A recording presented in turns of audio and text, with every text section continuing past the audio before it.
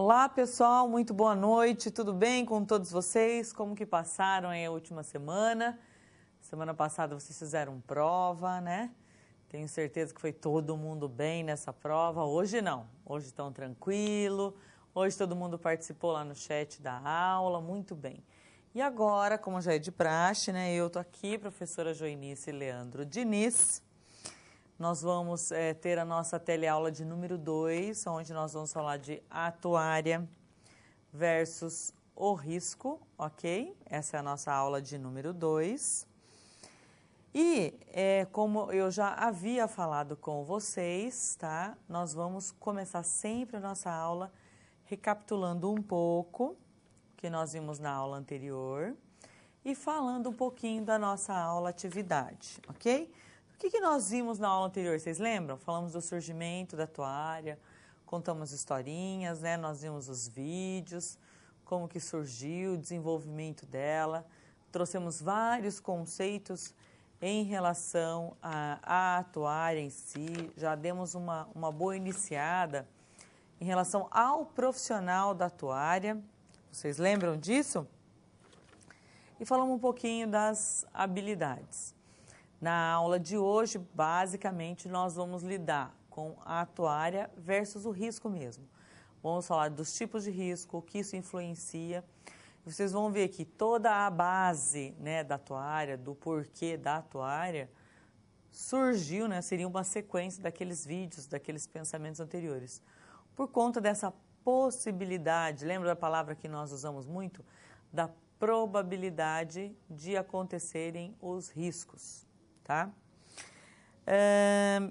O que nós tivemos de aula atividade? Como vocês, na aula atividade anterior, fizeram a prova, eu prometi para vocês que nós viríamos para essa aula debatendo as duas aulas atividades.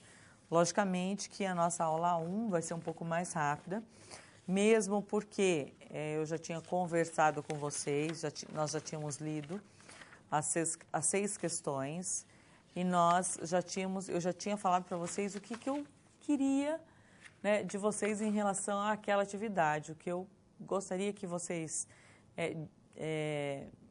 refletissem em relação ao texto. Então, o texto falava da introdução à atuária, origens e evolução da ciência atuarial, falava do surgimento, século XVII, o que aconteceu na Inglaterra e na Holanda, né? Nós falamos, inclusive, em sala de aula isso, que foram por conta que eles tentaram vender os títulos públicos para a aposentadoria do pessoal, que eles tiveram aí que contratar, né, uma pessoa especializada em cálculos matemáticos para eles saberem qual era efetivamente o valor justo a ser cobrado, né, o que as pessoas para quem eles vendiam os títulos tinham que pagar. Depois, lá no meio do texto, né, olha, formalmente a ciência atuarial nasceu no final da primeira metade do século XIX, na Inglaterra, e os primeiros estudos eram para as entidades de aposentadoria mesmo, né, pensão e aposentadoria, apesar de que, como nós já conversamos, né, toda a ideia em si gerou da incerteza, das inseguranças por conta do quê? Das perdas de mercadoria, né? Seja nas embarcações ou naquelas viagens de camelo, etc. Aí o texto traz a questão dos fundamentos, né? Ou seja, a ciência atuarial, ele fala no último capítulo da página 2 do texto da aula 1, tá? A ciência atuarial, assim como seu principal campo de estudo, quem? O seguro. Desenvolveu isso desde os primórdios, enfim, ele continua falando um pouquinho da história. E daí ele traz a questão do risco e depois do seguro, o texto. Então, o risco, ele falava aqui dos tipos de risco, já antecipando para a aula de hoje. Hoje nós veremos cada um desses tipos de risco, né? Algumas exigências, digamos assim, para que haja essa questão da seguridade, onde o risco ele teria que ser possível, incerto, futuro, independer da vontade humana, mensurável, homogêneo e não catastrófico. E hoje nós falaremos sobre cada um desses pontos, né? Analisaremos um a um. Depois ele vinha falando do seguro, trazia os indícios, o que é o seguro, o conceito que ele trazia, uma operação formalizada por um contrato, a fim de minimizar os riscos, enfim. E aí o texto se finalizava, né, falando que foi em virtude dos seguros marítimos que se desenvolveu a gestão de risco na maior parte do mundo, enfim. E aí vinham as questões. Você sabia que o surgimento da atuária tinha sido há tanto tempo atrás? O que você achou? Qual a relevância da atuária na época do seu surgimento e na data de hoje? Ou seja, mais para questionar. Agora, né, fica até fácil de responder as perguntas, porque nós tivemos toda já a teleaula, já conversamos, tivemos as nossas atividades, né, alguns questionamentos, então isso daqui tudo já foi debatido. E eu queria a opinião própria de vocês mesmos. Como explica a relação atuária versus risco? Também era a opinião de vocês. Por quê? Porque hoje que nós estaremos nos aprofundando um pouquinho mais sobre o assunto. Pensando no papel da atuária, tente descrever como seria um dia sem seguro. Nós tivemos uma atividade dessa na nossa aula anterior. Qual tipo de seguro você considera mais essencial? Justifique a sua resposta. Essa daqui nós não discutimos, né? O que você considera. Então, a ideia era que você refletisse efetivamente sobre qual seguro, de repente, que você tem, você não fica sem, ou que no seu trabalho não tem como trabalhar sem ele, enfim, e trocassem as experiências de vocês entre os colegas, tá? E quanto você considera de risco a profissão do atuário? Considere os valores de seguros a serem pagos. Juntamente aqui, já vou ler a pergunta 6, porque uma complementa a outra. E a sexta falava o seguinte, olha, com base na resposta anterior, qual deveria ser o salário de um atuário? Levando também em consideração a quantidade de seguros que terminam sem sinistros. Inclusive, nós vimos um vídeo na aula anterior que falava que o salário do atuário, ele estaria na casa dos 2 ao 20 mil. É muita diferença? É muita diferença. O que vai depender esses 2 aos 20 mil? Depende da complexidade, do trabalho executado. Geralmente os trainee, né, os júnior que começam com esse salário. Tem algumas empresas que colocam, né, como assistente. Imaginem na oportunidade, se o atuário efetivamente sai, né? Enfim, e aí, para que vocês chegassem a um consenso, nós conversamos inclusive também sobre essa questão de que, mas atuário, eles só são das grandes cidades, né? Essa profissão só existe nas grandes cidades, as cidades pequenas não são influenciadas por isso, o que não era uma verdade, estou só recapitulando aqui, né? Por quê?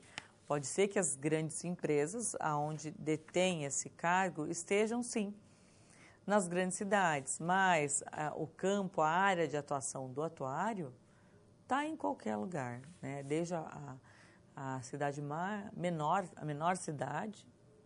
Por quê? Porque a menor cidade possível, ela vai ter alguém que vai estar precisando de um seguro, né? Que seja de um carro, de uma residência. Existe um menor risco? Existe. Então, provavelmente, o seguro vai ser de um valor menor. Quando você faz um seguro residencial, quando você faz um seguro de veículo, ele pergunta qual é o CEP de localização, né, do segurado. Exatamente para poder calcular qual o risco que está em torno ali. Beleza? Essa era a nossa aula atividade 1. E a nossa aula atividade 2 dessa aula de hoje, do qual, né, vocês participaram brilhantemente, diga-se de passagem. Eu coloquei um pequeno texto, né, basicamente falando do que é o atuário, o termo em si, quais os tipos de conhecimentos que precisavam ter, surgiu uma dúvida em relação quais as profissões que poderiam atuar na área, tem que ter exame de suficiência, não tem, enfim. O texto de hoje, apesar de curto, né, nem uma folha e meia, ele foi bem discutido e bem comentado, né? Eu vou repassar as perguntas apenas, porque se vocês ficaram com alguma dúvida, eu acredito que não, mas a gente finaliza aqui o assunto, ok? A primeira questão, quais as especialidades que envolvem a atividade profissional do atuário? Justifique o motivo pelo qual elas são exigidas. Gente, basicamente, matemática, estatística, direito, economia e finanças. Por quê? Porque o atuário, se nós conversamos também na aula anterior, ele tem que ter, né, essa gama de informações para ele poder trabalhar com isso. Inclusive, num vídeo, o profissional falava o seguinte, olha, além de ter todas essas qualificações, ele ainda tem que ter feeling, né? Ele tem que ter tino para a coisa, ele tem que pensar mais à frente para ele poder entender, ele tem que enxergar o que a matemática esconde, ou seja, o real significado da matemática, tá? A questão 2, apesar do caráter matemático e estatístico, você entende que a tua área se restringe às análises numéricas? Comente. Todo mundo respondeu não, brilhantemente, logicamente que não é isso, né? Porque a ideia era que nós analisássemos esse caráter analítico, né? São só cálculos matemáticos que o atuário faz? Não era isso, tá? Ou seja, que era uma exclusividade, isso é uma exclusividade do raciocínio humano, ou seja, essas disciplinas, digamos assim, que estão coordenadas, né? A gente utilizou essas comutações das quais exige a disciplina de atuária, ela exige o quê? Um grande raciocínio lógico. Lógico que quem gosta de matemática e estatística acaba se dando melhor nesse caso. Só que isso vai além da matemática e estatística, então não é apenas, você não simplesmente tem que saber fazer cálculos, senão você precisava só de matemática e estatística, mas não. Tem que ter conhecimento de administração, contabilidade, economia, enfim, porque você tem que entender aqueles números dentro de todo um contexto, tá? Não o número em si, cheguei num número, tá? E daí? Você precisa analisar aquele valor. Pergunta 3. O professor Reinaldo Guerreiro, citado, chefia o Departamento de Contabilidade Atuária. Em sua opinião, qual seria a relação entre essas duas atividades profissionais? E aí eu coloquei uma resposta aqui, tá? O curso de contabilidade é um dos mais completos em relação aos conhecimentos exigidos dos atuários, além de que o curso desenvolve raciocínio analítico, como, por exemplo, em relação às demonstrações financeiras. Então, eu falo, de todas as disciplinas, né, afins, digamos, as profissões afins que podem atuar como atuário, a contabilidade, sem dúvida alguma, é a que proporciona um maior conhecimento em relação a isso, né? Nós temos aqui o base que a administração tem em relação à matemática e estatística, mas eu acho assim, o que o curso de contabilidade proporciona em termos de entendimento, de balanço, de demonstrações financeiras efetivamente, como aqui foi falado, vai te auxiliar muito mais do que, por exemplo, um curso de economia, né? Mesmo porque a economia está mudando, dependendo da fase que está ali, de qual o cenário, né, do país naquele momento, você vai mudar a tua maneira de agir. Então, com certeza, a contabilidade o curso de contabilidade é o que dá a maior base. Inclusive, no final, né, tinha uma pergunta de um polo e eu respondi já no finalzinho do nosso chat. Falando, professora, além de ajudar, né, de você ter algumas disciplinas, tem algum outro propósito, algum outro objetivo de nós termos a disciplina? Por que nós temos essa disciplina? Então, acho que eu comentei alguma coisa com vocês na aula 1, que lá no 7º semestre vocês vão ter... as disciplinas, elas são todas voltadas para as áreas de atuação da contabilidade. E noções de atuária, ela estava junto, ela era dada junto, se eu não me engano, com auditoria. Não, perícia e auditoria era uma, controladoria era junto. Você dividia, acho que controladoria e noções de atuária. Tanto está aumentando, né, o interesse e o mercado dos profissionais em atuária, que foi dividido, aumentou-se o número, a carga horária dessa disciplina, né? E, portanto, ela foi retirada, desmembrada com outra disciplina e ficou sozinha. ou seja, de acordo com essa importância que é uma realidade no nosso país, né? Esse aumento, essa questão da internacionalização.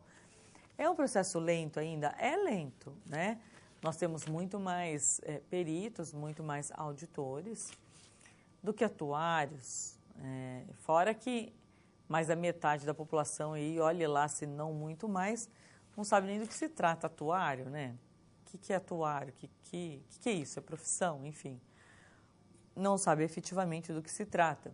Então, tem que começar no mínimo aqui na faculdade, né? Nós começamos aí, damos esse empurrão inicial para vocês e vai aí que vocês despertam para a profissão, né? Para mais uma área de atuação da contabilidade. Por que não, tá? A 4, eu meio que já respondi agora, né? Trata-se de um mercado promissor a partir da internacionalização das empresas. Então, no último parágrafo do texto, diz assim: dominar métodos quantitativos deixou de ser o suficiente ao novo atuário. É preciso também ter a visão estratégica de negócios e, com a internacionalização em alta do setor, o mercado para esse profissional tende a crescer em torno de 30%. E aí, a última pergunta, você concorda com a necessidade de prova de habilitação, tanto para ser um atuário, como no caso da atividade contábil? É uma opinião de vocês, né? Esse ponto em específico, a gente não me lembro de nenhum comentário. Ah, sim, é importante. Enfim, a atuária, né? E aí surgiu a dúvida se o contador, se o economista, se o administrador também precisava fazer esse exame de suficiência. E precisam, todos precisam. Vejam, diante do que nós já falamos, da complexidade que é o estudo da atuária, então eu acho que é o mínimo, né, pessoal? É um exame de suficiência para saber se a pessoa tem ou não tem condições de atuar como, né? Não é brincadeira. Nós falamos, inclusive, na última aula, que alguns autores dizem que o contador, que é atuário, ou apenas o atuário, enfim, ele é a mãe de Ná dos negócios. Então, poxa, mãe de Ná, né? E todas essas áreas de conhecimento que ele tem que ter, acho que fazer um curso, um exame de suficiência, vamos dizer assim, é o de menos, né? Espero aí que vocês concordem. Enfim, essa é a minha opinião. Ok? Então, vamos lá. Nós vamos falar um pouquinho da profissão de atuário. Vamos lá dar uma olhada? Hoje a gente vai se aprofundar um pouquinho mais. Eu vou entrar nesse artigo aqui, nesse decreto 66408, tá? A gente vai olhar um por um, inclusive, porque nós vamos ter uma atividade em relação a esse artigo. Olha só. O que diz o artigo 1º do decreto 66408/70? Ele define atuário como o técnico especializado em matemática superior que atua, de modo geral, no mercado econômico financeiro, promovendo pesquisas e estabelecendo planos e políticas de investimentos e amortizações em seguro privado e social, calculando probabilidades de eventos, avaliando riscos e fixando prêmios, indenizações, benefícios e reservas matemáticas.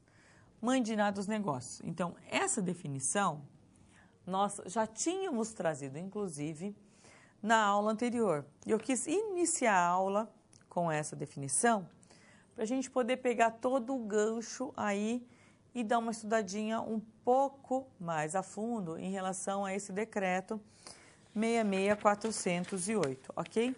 Então, no próximo slide, vou mostrar aí para vocês, eu trouxe um link para nós podermos entrar e vermos aí o que traz efetivamente esse decreto. Ele não é muito grande, tá? Mas os dados que eles nos traz são interessantes. Então, eu quero que vocês em casa, aqui eu já vou entrar com vocês, nós já vamos olhar capítulo a capítulo dele, mas que vocês em casa dessem uma entrada melhor. Assim como o Código de Ética do Contador, ele não é grande, tá? Então, ele é de fácil entendimento E é interessante que vocês leiam sim, porque vai cair coisa da prova que tem aqui nele, tá? Vocês têm que ter uma noção, olha só. Aqui a parte inicial do decreto, onde ele fala que como que surgiu a Constituição, aprovado, revogado, regulamentado, enfim. E aí ele vem para o capítulo 1, que é o que a gente estava falando aqui da profissão. Aqui, ó, da profissão do atuário. Gente, tá pequeno, mas é para que possa, para que vocês, para que tenha aí na tela, para que vocês consigam participar, digamos assim, ok? Já que a gente não tem impresso. Então, aqui no artigo 1º, entende-se por atuário técnico especializado, tal, ele dá as características, tá? No artigo 2º, ele fala da designação profissional e o exercício da profissão, como que funciona. E aí ele dá, inclusive, aqui alguns parágrafos. Olha, são privativos de quem? Quem pode ser atuário? Dos atuários diplomados na vigência do decreto tal, dos bacharéis em ciências contábeis e atuariais, veja bem quem pode executar, dos bacharéis em ciências atuariais diplomados conforme a lei número tal, dos diplomados em universidades ou instituições estrangeiras, desde que seja em ciências atuariais, está escrito aqui, que revalidem seus diplomas de acordo com a legislação em vigor, dos brasileiros e estrangeiros domiciliados no país em situação devidamente legalizada e que até a data da publicação do Decreto 806 pudessem satisfazer ao menos uma das seguintes condições. Qual era? Terem sido aprovados em concurso ou prova de habilitação para provimento de cargo ou função de atuário de serviço público federal, serem membros do Instituto Brasileiro de Atuária ou terem exercido por 3 anos no mínimo o cargo de atuário ou chefia em funções técnico-atuariais, ou terem sido professores de matemática atuarial ou matérias afins por 3 anos no mínimo em estabelecimentos de ensino superior oficial ou reconhecido. Então, eu queria falar um pouquinho mais com vocês sobre isso. O que ele fala aqui, ó? Por que ele fala tanto das leis? E por isso que eu quero que vocês leiam e marquem de novo em casa. Ele fala assim, olha, profissionais que são contadores ou bacharéis atuariais, conforme a lei tal. E ele fala o ano da lei. O que é interessante para nós aqui é o seguinte, a atuária, nós vimos na aula passada, a profissão, ela foi regulamentada aqui em 1969 e foi publicado em abril de 1970. Até então, a profissão não existia? Existia. Ela não era regulamentada. E aqui ele fala, mas e aí, regulamentaram em 70, 69, 70, e quem estava como atuário e não tinha faculdade? Ou que não era contador, por exemplo. Então, pode ser que vocês me falem assim, é que essa pessoa seria muito velha, né? Vamos supor que uma pessoa já em 70, com 20 anos, fosse atuário, ok? Agora aqui colocando mais 46 anos, dariam 66 anos. Vamos supor que pode ser que ocorra de hoje ainda nós termos um atuário que, conforme o exposto aqui, antes de 69, ele já era atuário ou por um concurso, ou porque ele era formado em matemática, ou porque ele tinha dado 3 anos de aula em matemática ou áreas afins, enfim. Então, quem tinha a profissão de atuário, né, ou atuava como antes de 69, sem o diploma, ok? Beleza, ele foi agregado nessa nova lei. A partir daí, não mais. Quem pode? Aqui está falando de contabilidade, atuária e áreas afins. Administrador pode? Pode. Economista pode? Pode. Vocês têm que terminar de ler, que daí ele explica um pouquinho melhor. Desde que aconteça o que nós conversamos em aula, tem que fazer lá, é como um exame de suficiência, a provinha lá do IBA, né? Aí você vai pegar o seu número, você é um atuário, e e vai poder exercer a profissão como tal, ok? Agora, inclusive tem uma parte do texto que diz o seguinte: quem é atuário também pode auxiliar o contador? Pode? Pode. Só que ele não vai poder assinar como, né? Porque daí precisa ter o bacharelado em ciências contábeis, ok? Vamos voltar lá para a tela e vamos continuar aqui o texto. Vamos lá, olha só. Nós falamos do capítulo 1. Do capítulo 2, ele fala do campo profissional, tá, pessoal? O que diz aqui no campo profissional? A profissão deverá ser exercida nas entidades que ocupem, aqui ele vai falar aonde podem ser exercidas. Nas entidades públicas, privadas ou mistas, cujas atividades não se relacionando com as de que trata o item anterior, envolvam questões do campo de conhecimento atuarial, profissional, relativos a levantamentos de trabalhos, na faculdade de ensino superior, enfim. Esse capítulo 2, ele vai dizer do campo profissional. O capítulo 3, da atividade profissional. O exercício da profissão compreende privativamente. Aí, o que fazer, entendeu? O que compreende a atividade profissional? O que ele tem que fazer? Quais são as regras? Por exemplo, o 1 aqui, elaboração dos planos e avaliação das reservas técnicas e matemáticas das empresas privadas de seguro. Então, essa é uma atividade profissional do atuário, da determinação e tarifação dos prêmios de seguros. E aqui ele vai descrever completamente. Esse é o capítulo 3, artigo 4. Agora, prestem atenção no artigo 5. Por quê? O artigo 5º, ele diz o seguinte, olha, a assessoria obrigatória do atuário existirá sempre. Por que eu estou pedindo para que vocês prestem atenção? Porque a nossa atividade próxima agora é o seguinte, eu vou até me antecipar e falar para vocês. Eu falo assim, olha, analisando o artigo 5º, que fala da assessoria obrigatória do atuário, traz 8 parágrafos, que eu vou deixar aqui na tela para vocês. Fale o que você considerou mais relevante e por quê. Veja, você já conhecia essa lei, né? Você tinha noção da sua importância?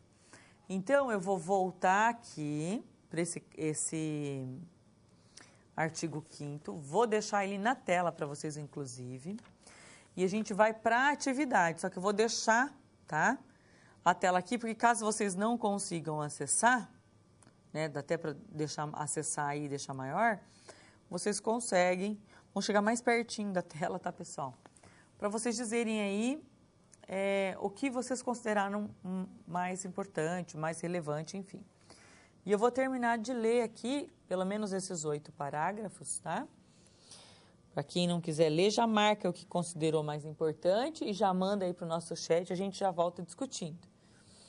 Então, olha só, primeiro, artigo 5º, assessoria obrigatória do atuário existirá sempre. 1. Na direção, gerência e administração das empresas de seguros, resseguros, de capitalização de sorteios, das associações ou caixas mutuárias de pecúlio, de financiamentos, de refinanciamentos, de desenvolvimento, de investimento das instituições de previdência social e de outros órgãos oficiais ou privados congêneres. 2. Quando vai usar essa assessoria?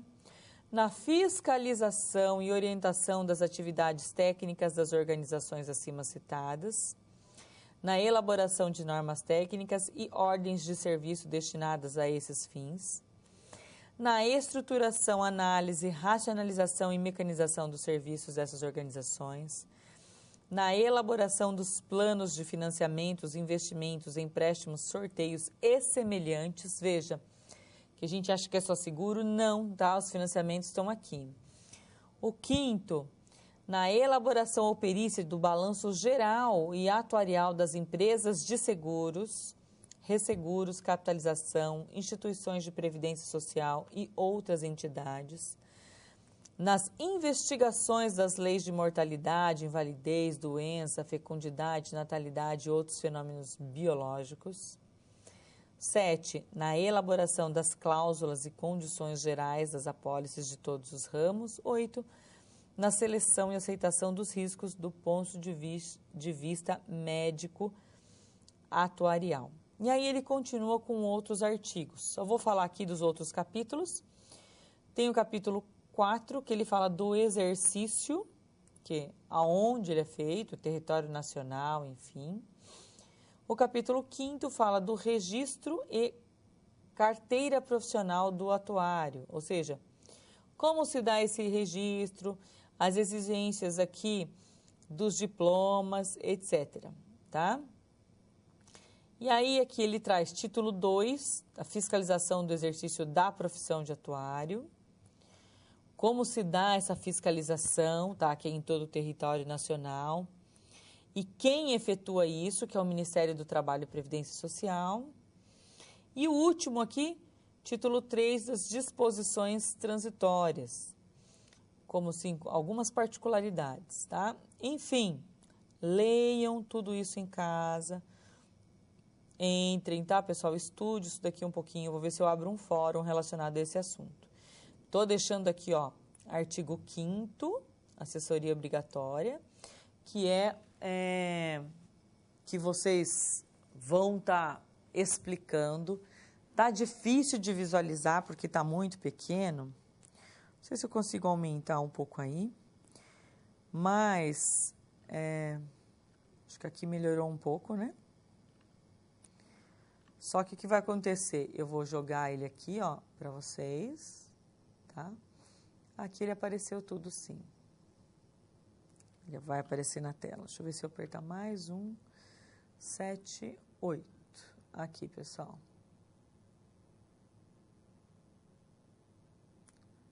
Isso. Ali vocês viram que é só o artigo 5º e já vem com os capítulos 1, 2, 3, 4, 5, 6, 7, 8.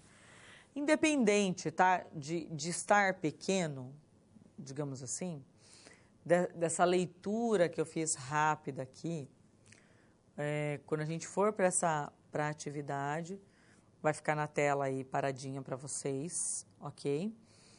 Essa tela, enfim, vocês não precisam escrever e mandar para mim exatamente conforme está aqui. Olha, professora, achei interessante o capítulo, o parágrafo 1, o 2, enfim, né? O que mais te chamou a atenção nesses parágrafos? Ah, não é só de seguro, é de financiamento, enfim.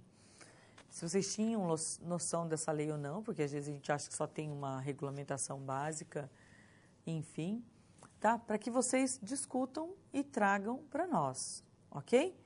Rapidamente, isso aqui é o quê? Precisam ter conhecimento? Precisam. Então, não precisava eu colocar todos os artigos aqui na aula. Deixei o link para vocês, tá? Aqui na nossa teleaula. Na aula vocês têm aqui o link. Depois vocês, com tranquilidade, deem uma lida. Vocês viram que o texto é de fácil acesso e, na verdade, ninguém tem que decorar nada. Apenas para que vocês tenham efetivamente o entendimento, ok? Então, nós vamos para essa atividade. Rapidinho a gente já volta. Se vocês tiverem alguma outra dúvida, enfim, algum comentário, agora é a hora, ok? E a gente volta falando um pouquinho mais aí das áreas de atuação do atuário, tá? Rapidinho a gente já volta.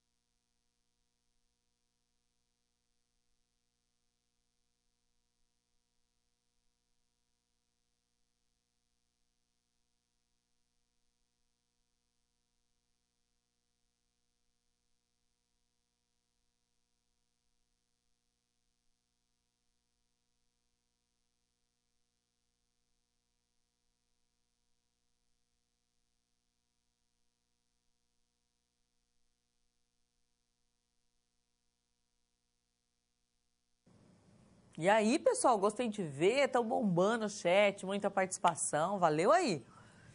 Muito obrigado pela participação de vocês, apesar das dificuldades, né, da letrinha tá pequenininha, enfim, quase todo mundo conseguiu acessar, ó, joia, olha só.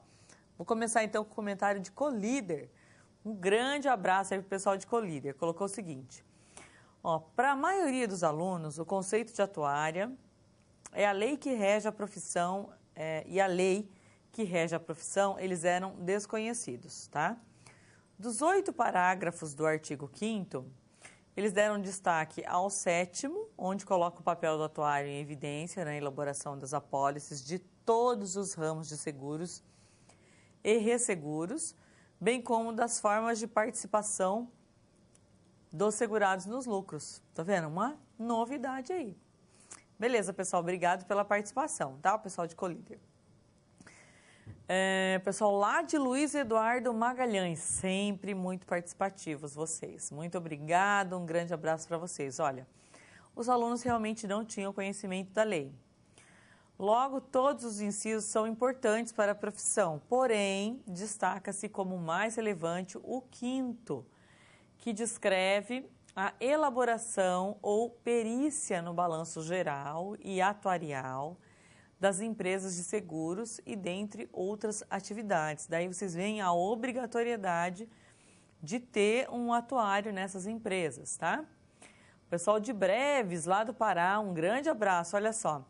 A aluna Ana Carolina responde, obrigado Ana pela sua participação. Achei relevante o parágrafo 5º, assim como na participação anterior, porque ele apresenta as áreas onde o profissional pode atuar e teve acesso a essa área agora, com essa disciplina. Então, pessoal, é algo novo, tá? Eu confesso para vocês que aqui a gente ouvia falar de atuário, mas ninguém se aprofundava efetivamente. Então, tinha um professor que dava aula, um ou dois, mas não tinha, assim, era uma disciplina que faz parte do curso, passava, e agora não mais, ok? Vamos lá, continuando então. Deixa eu voltar aqui.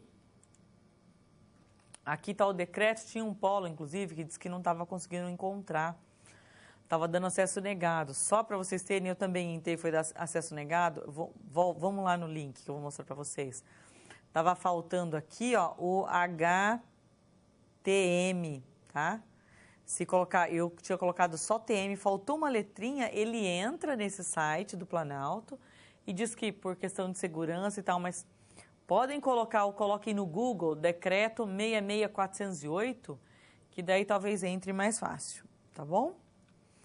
Vamos lá, então, para o próximo slide. Olha, as áreas de atuação, segundo o IBA, Instituto Brasileiro de Atuários. Então, o IBA diz o seguinte, olha, vocês podem atuar nos fundos de pensões, se vocês viram lá a lei que regulamenta isso, né? Vocês podem trabalhar em instituições financeiras, vocês podem trabalhar em companhias de seguro, em empresas de capitalização, mas onde? Em órgãos oficiais de previdência, ou seja, sejam eles municipal, estadual e federal, em entidades de previdência aberta sem fins lucrativos, entidades de previdência aberta com fins lucrativos. Só isso? Não. Podem trabalhar em empresas de assessoria e consultoria em atuária, em órgãos de fiscalização, em previdência social, perícia técnica atuarial, atuando em processos judiciais que envolvem o cálculo, auditoria atuarial, operadoras de saúde, universidades e gestão de riscos. Então, é muito grande a gama aí de áreas de atuação do atuário, tá? Em resumo, né, ou seja, o que envolve toda essa questão de atuária? Mensurar e administrar riscos. Essa é a verdade. Aqui eu trouxe para vocês um outro link, tá? atuarios.org.br, e eu vou clicar, a gente vai entrar aonde? É o site do IBA. Eu poderia até me aprofundar um pouquinho mais no site, Mas agora não, se sobrar um tempinho no final da aula, a gente volta, tá? E entra mais um pouquinho no site, mas as dúvidas que vocês tiverem, deixa eu tentar aumentar um pouquinho a letra aqui. Em relação, por exemplo, olha, aqui ele traz toda a apresentação, fala da educação, inscrição, como se inscrever, algumas consultas, atos normativos, comitê de pronunciamentos atuariais e algumas oportunidades. É muito legal essas oportunidades aqui, ó, porque tem inclusive oportunidades de emprego, tá? Ele traz aqui, está entrando, eu entrei hoje à tarde, inclusive, e ele trouxe algumas oportunidades de empregos recentes. Olha, está aberto, olha aqui do ladinho, tá vendo? Ó. Dia 26/9, ó, cargo, atuário pleno, atuação, gerência de cadastro e atuária, local. Ele traz o local, traz tudo, ó. Aqui, ó, Fundação Liberta de Seguridade, Belo Horizonte. Interessados, mandar currículo vitae. Tá vendo que bacana? Requisitos. É legal para vocês, né, entenderem, olha o que eles pedem. Mínima de 4 anos, experiência, desejável pós-graduação em atuária, finanças, estatística ou áreas afins. Tá vendo? Principais responsabilidades. Então, isso é legal para a gente ter. Aqui, ó, estagiário. No dia 21 tem uma vaga. Dia 16, olha onde é isso aqui. Consultor atuarial. Onde? Bogotá, na Colômbia. Legal, né? A maioria, pessoal, ó, eles pedem a graduação em atuária, sim. Tá? Um contador pode atuar? Pode. Olha esse cargo de assessor. Atuário sênior, tá? 10.255 o salário. Pode ser temporário, 90 dias, renovado por mais 90. Gente, isso aqui fica no mínimo 1 ano, tá? Enfim, é bem bacana o site. Simples de tudo, de tudo. Traz aqui algumas consultas. A parte de educação é muito interessante e a parte da apresentação. Então, se no final da aula a gente tiver um tempinho, eu volto aqui e a gente entra e mexe um pouquinho mais, ok? Se não, vocês vão fazer isso em casa. E continuando então, vamos lá. Para existir o trabalho atuarial, o que tem que acontecer para existir o trabalho atuarial, hein, pessoal? E aí eu trago, tem que haver uma incerteza medida por uma probabilidade de ocorrência. Ou seja, se não tiver uma incerteza, você não pode ter uma certeza. Como é que num seguro você vai estar certo de que alguém vai bater o carro ou de que alguém vai morrer? Não. Existe sempre uma incerteza, tá? E que essa incerteza tem que dar conta, digamos assim, de ser medida por uma probabilidade de ocorrência. Ou seja, pode ser que aconteça aquilo ou não aconteça. E o que mais?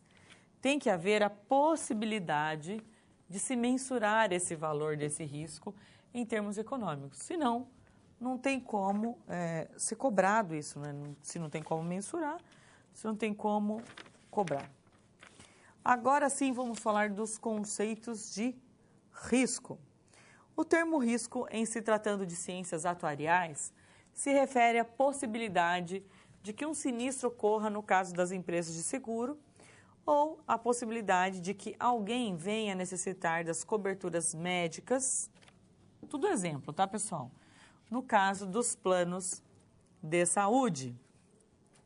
Então, pense em risco como a probabilidade de ocorrência de um determinado evento que gere prejuízo econômico. E aí, vamos falar sobre atuária versus risco. Eu pergunto para vocês, o que vocês acham? Qual a relação entre o trabalho do atuário e o risco no contexto das empresas de seguro e fundos de previdência? Tá? Qual é a relação entre o trabalho do atuário e o risco no contexto das empresas no mercado financeiro? Vão pensando aí, pessoal, na nossa próxima atividade, a gente questiona um pouquinho sobre isso aí, ok? Isso aqui é mais reflexivo mesmo. E agora sim eu vou trazer para vocês alguns conceitos de risco. Então eu tenho primeiro risco puro ou estático e risco especulativo ou dinâmico. O que seria esse risco puro ou estático? São eventos ou circunstâncias que só podem causar perdas a um indivíduo ou empresa. E quando eu digo aqui que só podem causar perdas, é porque eles não causam nenhum tipo de ganho. Estão sempre causando perdas.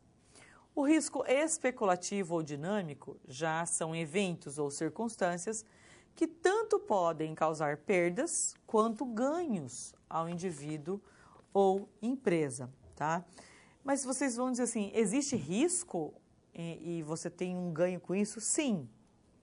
Existe, por exemplo, quando você faz um atuário, ele pode fazer análise de um empreendimento em lançamento e já fazer um seguro daquela obra, ok?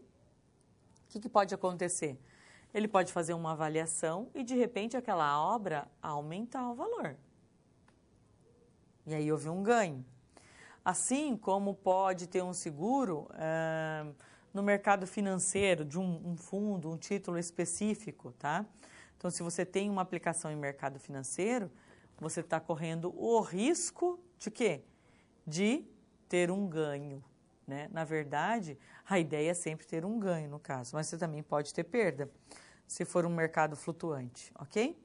E agora a gente tem um vídeo, e esse vídeo vai trazer um pouquinho sobre mensuração de ativos, passivos e riscos. Ele vem complementar e fechar isso aí, tá? E aí depois a gente vai trazer, vai finalizar esse assunto de risco puro, estático ou dinâmico, com alguns exemplos, trazer um conceito um pouquinho mais abrangente deles, ok?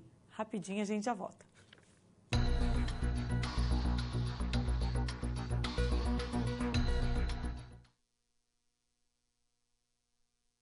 Muito boa tarde aos internautas. Estamos aqui hoje no evento do Encontro Regional da Região Sudoeste e temos uma mensagem bastante importante, interessante, que nos foi pedida a passar para os nossos participantes. Na verdade, essa mensagem está composta de 3 submensagens. São 3 temas importantíssimos que estão sendo tratados. O primeiro deles é a precificação do passivo, que está num contexto maior de precificação de ativo e passivo, um tema que está sendo largamente discutido, não hoje, mas há muito tempo, mas ganhou uma tônica especial agora, neste momento, em função de todas essas mudanças de mercados havidas em 2013. Então, pela criação de uma comissão temática de número 4 pelo CNPC, com a contrapartida da ABRAP, criando também um grupo ad hoc para que isso possa ser estudado, ali compondo com contadores, atuários, economistas, advogados, para que busquemos aí uma definição bem mais clara e uma solução tupiniquim para que como os ativos e passivos dos nossos planos previdenciários devam ser marcados. Na apresentação de hoje, nós buscamos trazer quais são as alternativas de precificação de passivo que nós temos, algumas delas, pelo menos a gente exemplificou, e os efeitos que essas precificações podem trazer na volatilidade maior ou menor do passivo. Mas, mais do que isso, a gente procurou mostrar que, além de existir alternativas, existe o que o passivo ele não convive isoladamente, ele convive com um ativo. E que, dependendo da forma que o ativo e o passivo estão sendo marcados, nós vamos ter maior ou menor volatilidade nos resultados. Também é claro, fica cada vez mais claro, que não necessariamente nós temos que ter uma única forma de precificação de passivo. Isso vai poder depender da modalidade do plano, do tipo do plano, do seu porte, se está fechado, se está aberto. Mas essa discussão ela está em aberto. E a nossa missão nessa questão da precificação de passivo aqui hoje era simplesmente começar a provocar o debate, trazer algumas ideias, ou seja, um tema que agora temos aí cerca de 6 meses para debater com o sistema e levar nossas ideias ao CNPC para uma possível regulamentação. Um outro tema muito importante que também nós traçamos aqui, já não é a primeira oportunidade que a gente aborda esse tema, mas ele vem ganhando cada vez mais importância na medida que o passivo previdencial ele realmente está ganhando cada vez maior importância dentro das nossas entidades, é a questão da aderência das hipóteses. Nosso foco hoje, o principal, foi a taxa de juros, mas nós sabemos que a marcação do passivo ela depende de outras hipóteses, de inúmeras hipóteses, principalmente em planos de benefício definido. Mas no foco da taxa de juros, nós buscamos mostrar o quão é importante que a entidade veja todo o arcabouço normativo que nós temos, todo o arcabouço técnico que existe à sua disposição, para que ela possa efetivamente trazer para os seus planos de benefícios uma taxa de juros que seja realmente aderente e adequado à realidade daquele plano. Então, essa questão da aderência também, a gente frisa que não adianta nós conversarmos sobre precificação de passivo se meu passivo não está com uma taxa de juros ou com as outras hipóteses adequadas. Também isso foi um recado importante que a gente vem debatendo na questão da aderência. E um terceiro subtema, mas que todos eles estão interligados, é a questão da gestão do risco. A gestão do risco, na verdade, ela é uma resposta que as entidades têm que dar à supervisão baseada em risco. Então, as entidades cada vez mais necessitam adentrar nas questões de gestão de risco e hoje nós abordamos a questão da gestão do risco atuarial, que é uma parte da gestão maior do risco que a entidade tem que promover. E mostrando claramente que a gestão do risco não resolve todos os problemas, mas ela traz a maior condição à entidade de mitigar os seus riscos. Ela antecipa possibilidades que a entidade possa ter maiores alternativas de adotar ações sanadoras com o tempo necessário para que determinadas situações de riscos não venham efetivamente se configurar no futuro. Então, foram os 3 recados que nós passamos aqui hoje, de uma forma que todo o material fica à disposição também na internet, a ABRAP deve disponibilizar, e eu agradeço a atenção de todos vocês.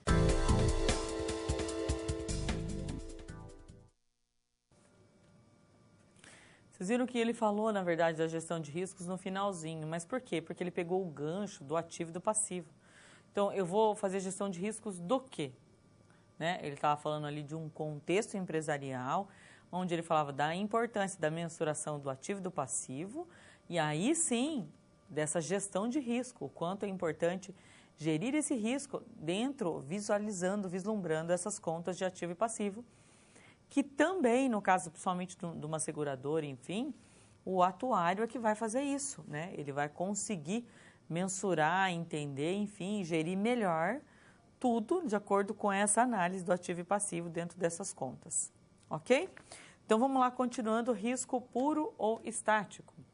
Olha só, um exemplo clássico que mostra essa diferença é o do proprietário de um veículo, cujo risco puro que está associado a ele é o da perda potencial por colisão, ou seja, não tem como ele ganhar. Então, o caso de um seguro de veículo, a gente chama de um risco puro, tá? Só pode acontecer aquilo, ele só pode perder, infelizmente, tá? Se o proprietário bater o carro, ele terá uma perda, mas se não bater, não terá ganho, ou seja, ele não ganha nada de não ter batido financeiramente, né? O que a gente falou que ninguém quer, tipo, esses seguros de risco puro aqui são os seguros das quais nós efetivamente não queremos utilizá-los, tá? E o próximo slide fala, sim, do risco especulativo ou dinâmico, que ele geralmente está ligado a riscos administrativos, está ligado à tomada de decisão. Decisões de mercado. O que seriam essas decisões de mercado?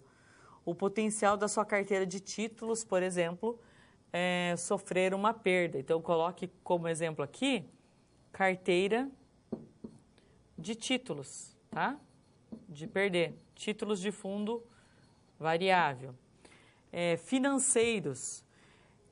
Aqui, ele está bem relacionado ao de cima, mas quando a gente fala de risco financeiro, ele nos remete ao endividamento de uma empresa, capacidade dessa empresa de honrar compromissos. Eu vou colocar aqui endividamento de empresas. E esse endividamento de empresas, pessoal, lembrando que ele pode ser bem amplo, tá? Ele pode vir, inclusive, aqui de uma carteira de títulos, tá? Um risco de produção. Aqui está falando relacionado ao financiamento de uma produção. Que tipo de produção está falando aqui? Pode ser de bens móveis? Pode, tá? Mas fica mais fácil se a gente lembrar de produção, por exemplo, de soja, um exemplo, tá? soja, milho, enfim, desses produtos básicos, tá? E riscos também políticos. Mas como risco político? Seria a capacidade de uma determinada ação política, por exemplo, de impactar a economia e os mercados. Ou seja, esse risco aqui é que vai impactar o restante. E o risco de inovação, que não é possível inovar sem correr riscos, sem uma frase, né? Ou seja, há uma relação direta entre os dois, entre o risco e a inovação, ok? E aí sim a gente vai estudar os riscos que nós vimos lá no nosso texto. Ou seja, existem ainda outras exigências para o gerenciamento de um risco. Quais seriam? O risco deve ser possível, ou seja, não tem um risco se não existe a possibilidade dele acontecer. Incerto, porque eu também não posso dar ele como certo, é o caso de um acidente, de um sinistro, de um seguro. Futuro, né? Risco futuro, não pode ser risco passado, eu vou estar pagando uma coisa que já aconteceu, não. Independente da vontade humana, tanto que para alguns casos, vamos falar de seguro de automóvel mesmo, né? Se a pessoa estava bêbada, o seguro não paga. Porque, ele não teve a intenção, não interessa, ele sabia que ele não poderia beber, tá? Mensurável, você tem que ter a capacidade de mensurar isso em valores. Homogêneo e não catastrófico. Quando a gente fala homogêneo, ele dá uma ideia assim, olha, que ele consiga ser mapeado. Ou seja, que outras pessoas já tenham passado por isso, que tenham essa característica de similaridade para que você possa relacionar, digamos assim, para que você possa medir isso daí, tá? E não catastrófico no sentido de natureza mesmo, de destruir, de acabar com tudo, ou catastrófico no sentido, por exemplo, de pegou fogo num barrancão, foi uma catástrofe total. Quantas pessoas afetaram, pegou fogo numa cidade, num bairro, enfim, isso seria um risco não catastrófico, tá?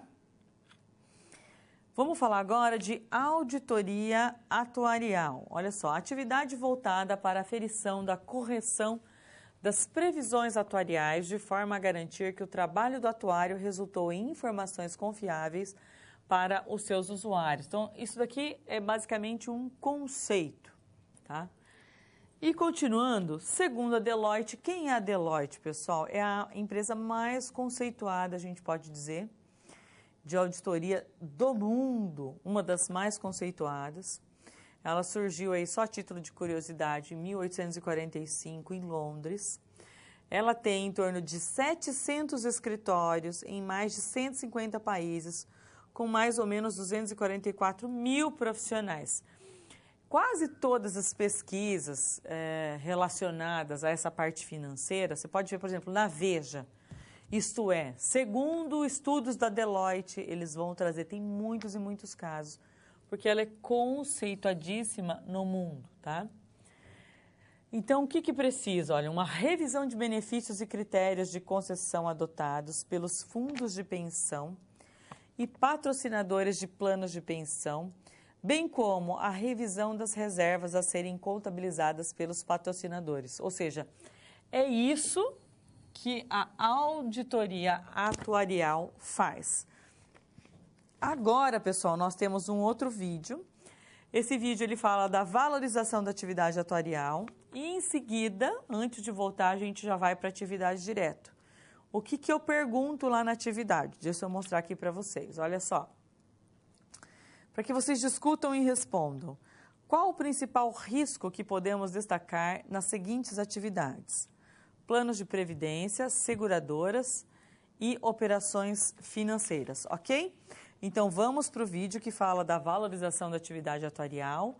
Aí, terminou o vídeo, vocês já me mandam essas respostas aí dessa nossa atividade e a gente já volta comentando sobre o vídeo e respondendo aí os questionamentos de vocês, ok? Rapidinho a gente já volta.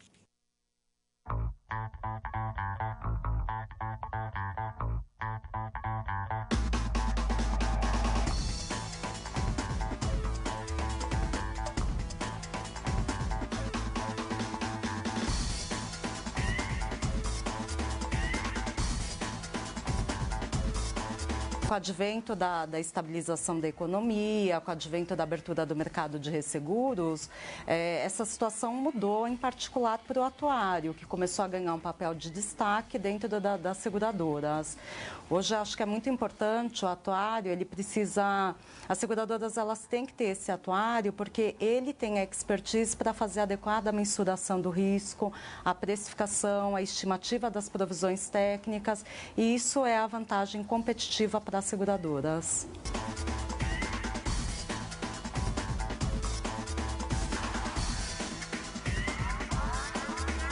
Então, esse atuário com a visão mais corporativa, ele vai atuar em diversos segmentos da empresa.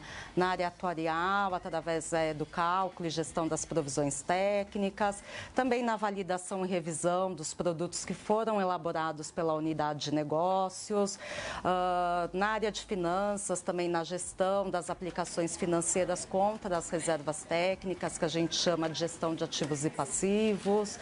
Dentro da área de gestão de risco, na questão da modelagem, né, na gestão de capitais e solvência das seguradoras, inclusive dentro das próprias áreas aí de controles internos, atuando na identificação, na mensuração do risco, tratamento, estabelecimento de planos de ação para melhoria permanente desses processos.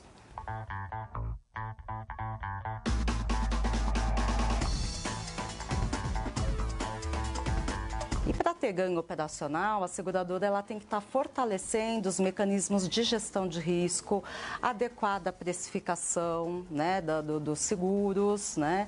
E isso daí o atuário, mais do que ninguém, tem expertise para estar fazendo esse trabalho. Né? Por isso que antigamente você quase não via atuários dentro das seguradoras e hoje você vê uma expansão enorme.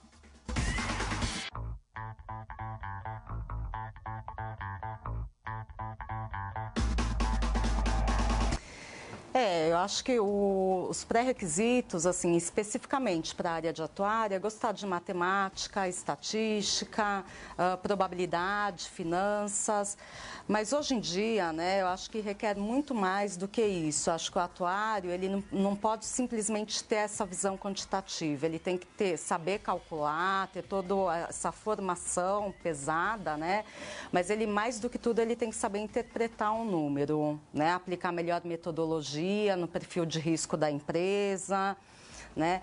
Mas como em qualquer, então além dessa formação forte, né, na finanças, estatística, probabilidade, ele precisa, como em qualquer outra profissão, estar se aprimorando constantemente, ter uma boa comunicação, estar buscando o aprimoramento e estar conectado aí com as melhores práticas internacionais.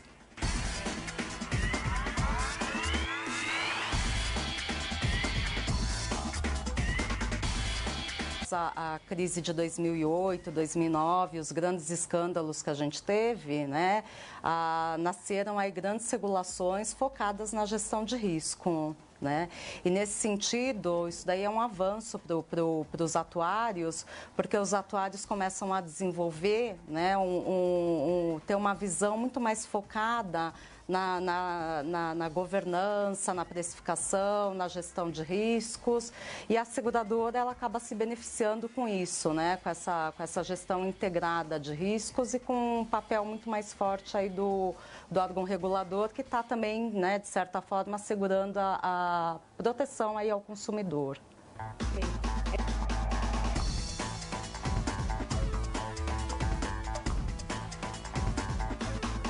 Olha, eu acho que é um mercado que vem crescendo bastante. A gente tivemos uma onda aí de crescimento que foi com a com a estabilização da economia. Aí agora com a crise, né, com as crises e o fortalecimento, né, da regulação sob enfoque aí de gestão de riscos, eu acho que é uma área que abre um leque de oportunidades enorme, né, para os profissionais ou mesmo quem queira e tá estudando. Então, assim, o que eu acho é que quem tem essa afinidade com números, quem tem essa visão essa visão estratégica do negócio, tal, eu acho que é uma boa oportunidade de estar ingressando nessa carreira.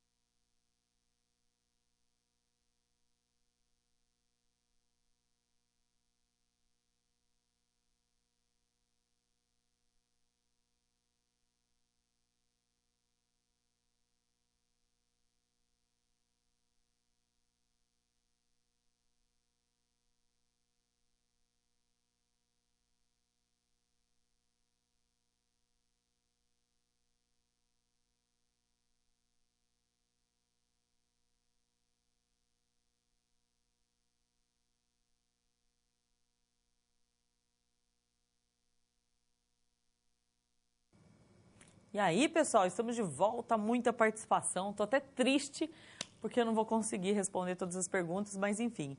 Eu vou iniciar, inclusive, com uma pergunta, né, que nem tem a ver com a atividade em si, tá?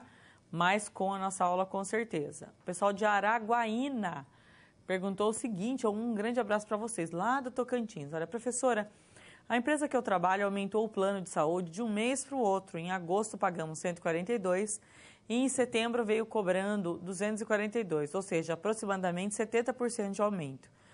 Será que o atuário errou ou a empresa não tem esse profissional? Gostaríamos de saber por que isso acontece. No fundo, eles só aumentaram o repasse para vocês, essa é a verdade. Eles cobravam de vocês, como tipo a empresa de seguros é outra, né, de plano de saúde é outra, e eles tinham um convênio com uma empresa, com certeza, e eles aumentaram o repasse, né? E, do jeito que você está me falando aí, eles praticamente não estão contribuindo com nada, estão só fazendo esse intermédio de resgatar o valor e repassar, tá? Mas é que eles não têm atuário por conta disso, certo? Pessoal, agora da atividade, sim, né? Que eu perguntei aqui para vocês. Na atividade. Qual o principal risco que podemos destacar nas seguintes atividades? Plano de previdência, seguradoras, operações financeiras. O pessoal de Lagoa Vermelha, um abraço, respondeu o seguinte, olha, risco de morrer cedo, seguradora quebrar, resgate prematuro com tabela regressiva, etc. Perfeito, é isso mesmo, tá? O próximo, Luiz Eduardo Magalhães, vocês sempre participando. Valeu, pessoal. Olha, no plano de previdência tem-se o risco incerto, pois a pessoa pode morrer cedo ou não. Em relação à seguradora, destaca-se o risco puro, pois poderia ter sido evitado com a prevenção, ou a seguradora falir. Já nas operações financeiras, diante de um risco especulativo, depende do mercado financeiro. Top, top, parabéns, resposta completíssima. Pessoal de Colíder, plano de previdência, destacam o risco de mercado, para seguradoras o risco de liquidez e operações financeiras os riscos de crédito. Perfeito, aqui está tendo muito, inclusive, né? Pessoal de Salinas, Minas Gerais, um abraço para vocês. Olha, plano de previdência, risco de morte, prematura, seguradoras, liquidez, operações financeiras, crédito. Perfeito, tá, pessoal? E agora, seguindo, eu vou falar aqui com vocês sobre as entidades reguladoras. A gente já falou um pouquinho, né? Então, tem o IBA e o SUSEP.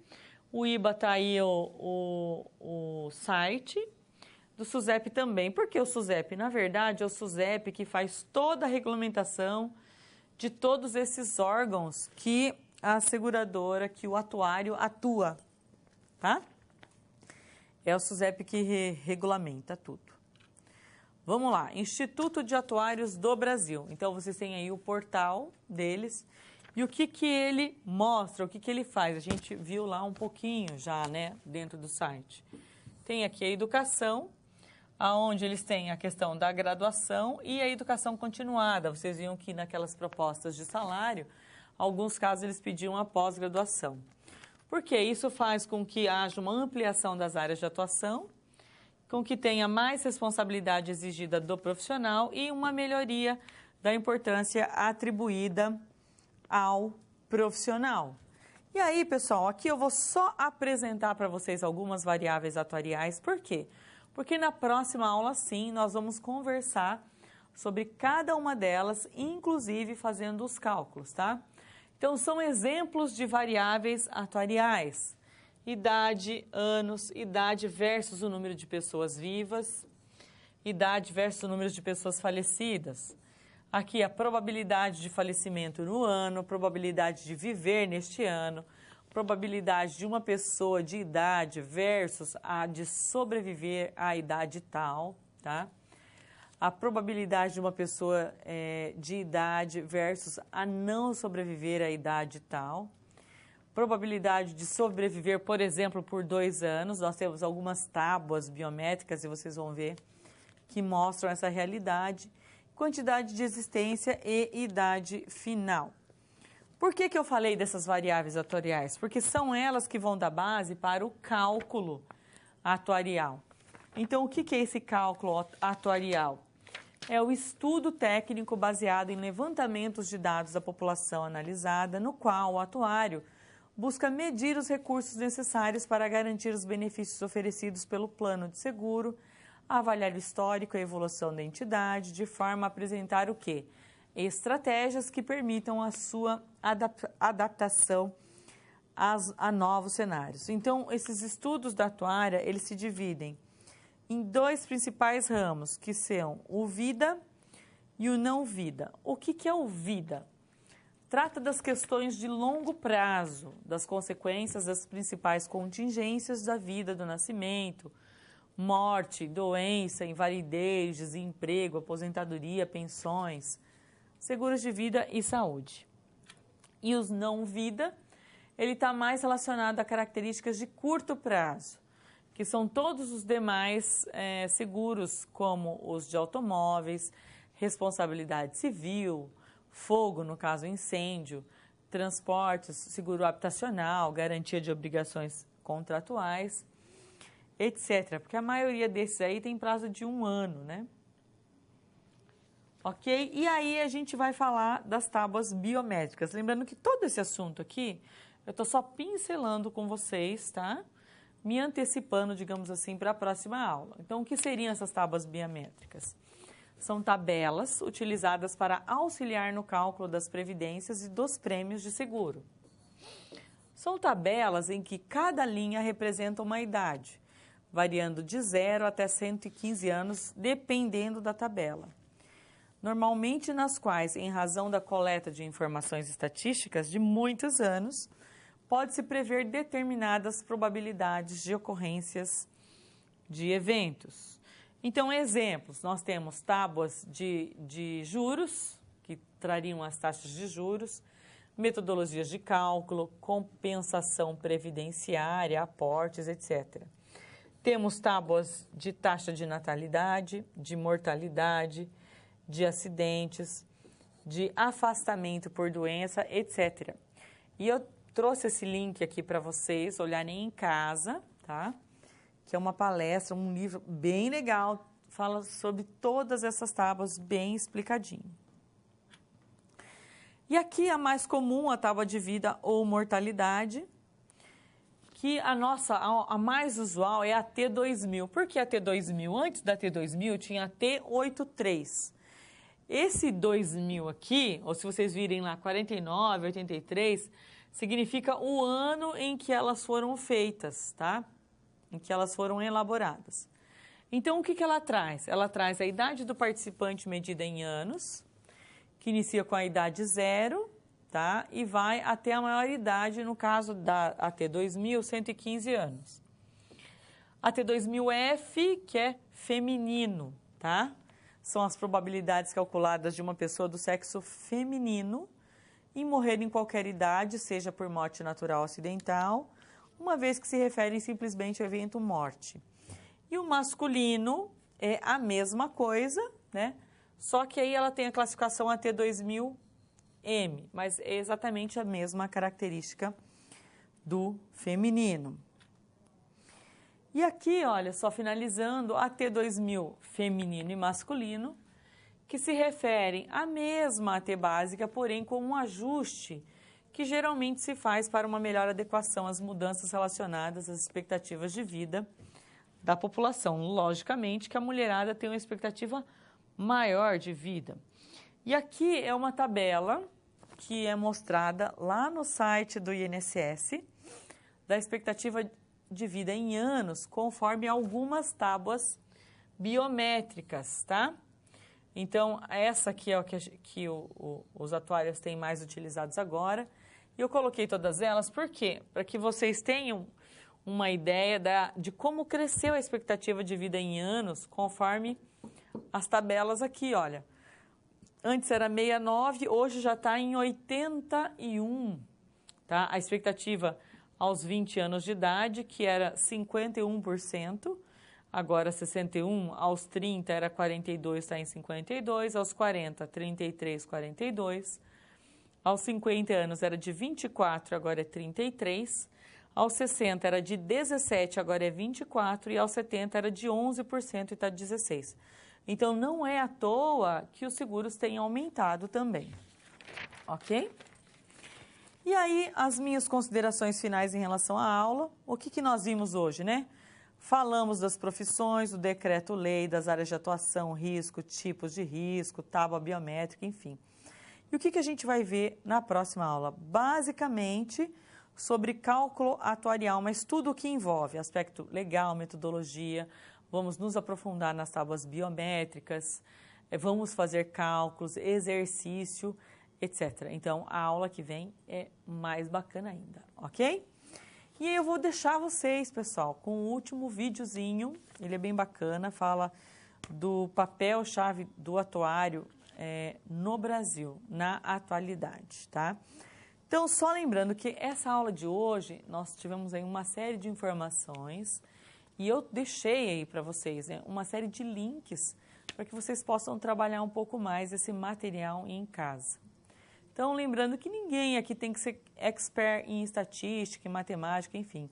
Mas essa leitura, né, breve, essa pincelada, é importantíssima, principalmente nesses links que eu passei, porque ele aprofunda, mas não muito, entendeu? Por exemplo, tábua biométrica, aquele link lá, ele vai falar sobre cada uma delas.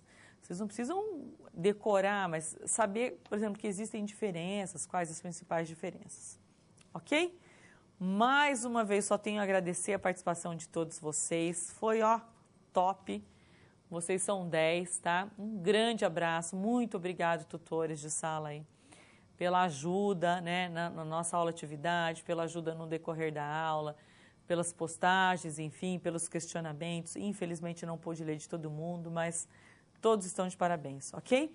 Uma excelente semana para vocês, pessoal. Até semana que vem, se Deus quiser. Grande abraço.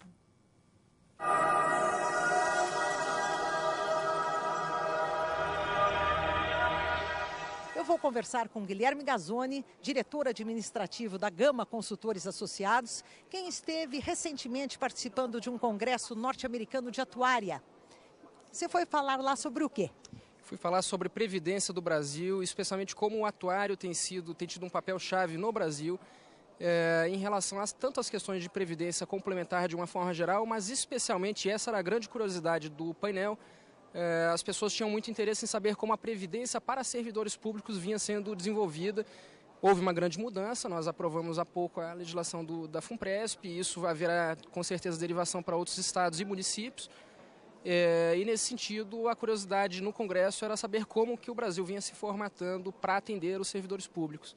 Como reverberou essa sua notícia da instituição da FUNPRESP no Brasil, lá fora? Certo. Muito interessante ver que, primeiro, não há um grande conhecimento em como a Previdência brasileira funciona, mas há um interesse muito grande das pessoas de outros países, e aí não só norte-americanos, mas de outros países que estavam presentes, em saber qual é a estrutura que nós temos hoje de Previdência, desde os níveis mais essenciais, a Seguridade Social, passando pelos pilares, segundo e terceiro pilar, Previdência Complementar, e aí adentrando na questão do servidor público especificamente, acho que a principal constatação foi que o Brasil vem fazendo um trabalho, vem fazendo seu dever de casa para reduzir prejuízos, reduzir déficits, reduzir perdas e investir de forma mais inteligente ou de forma mais adequada os recursos do que são direcionados para a Previdência. Então, o Brasil vem se preparando para uma estratégia de longo prazo, e isso a gente deixou claro que no início o custo de um sistema como o proposto pela FUNPRESP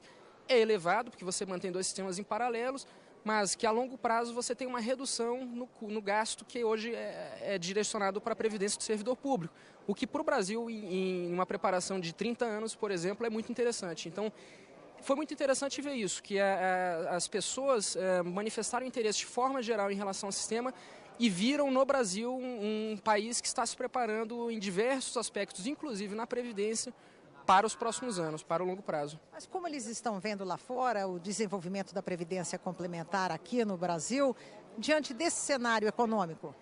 O cenário econômico, sem dúvida, para o Brasil não foi tão grave quanto o americano. O cenário norte-americano, por exemplo, trouxe transtornos para a Previdência lá muito maiores dos que a gente está esperando aqui, dos que a gente está experienciando aqui. Então, a nossa sensação, inclusive, quando a gente demonstra índices, números, por exemplo, o índice de funding, né, de solvência dos fundos, Como o índice aqui é muito melhor do que o norte-americano, a gente tem mais do que 100% de solvência nos nossos planos de benefício definido, enquanto nos planos americanos, apenas para ficar num exemplo, é por volta de 70%. Quando esse número é confrontado, sem dúvida isso causa um espanto, mas um espanto positivo, de dizer, poxa, é um sistema que está em bases sólidas, está não apenas crescendo, mas está crescendo sobre bases sólidas e que tem um potencial tremendo, que não era visto dessa forma, de maneira geral, pelos participantes do Congresso, né? Você levou essa informação sobre o Brasil, o que você aprendeu lá? Certo, sem dúvida a troca de experiência com outras pessoas e também, e principalmente com pessoas de outros países é muito positiva. Então, é impossível você passar dias em um congresso internacional e não trazer uma série de informações importantes.